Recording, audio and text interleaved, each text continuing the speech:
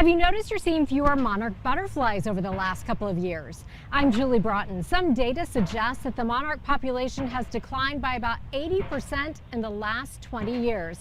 But researchers are using new tracking technology in hopes of learning why.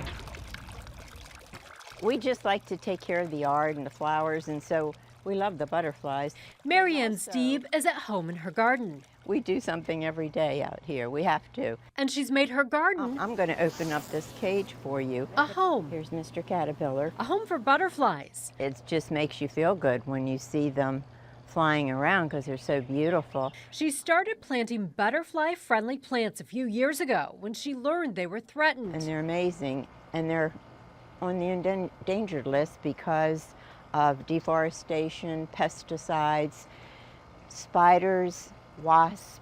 She's right. The monarch butterfly population has fallen by nearly 80% in the last 20 years. See, here's a wasp trying to get to them. I got to put them back in the cage. Look at that. But believe it or not, just a few plants can make a difference. Oh, yeah. Steeb's tiny garden is part of a grassroots effort to keep this insect population afloat.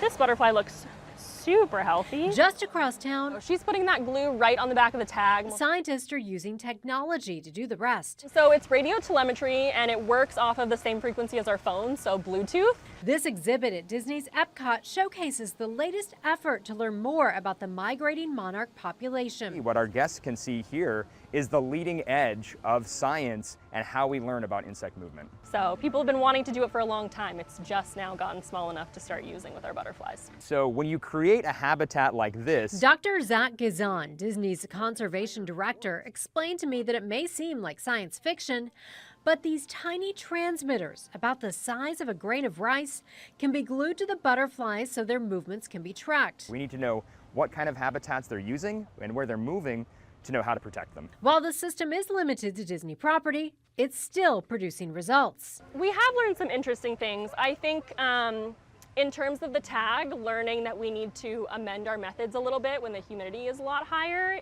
was a really interesting learning. A lot of other people who are doing similar work with similar tags are working in very, very different parts of the country that don't share the same climate that we do. You know, we're not the only ones doing this work, but it takes a symphony of scientists working together to try to move the needle. And that symphony Bye. includes people like Marianne. I am.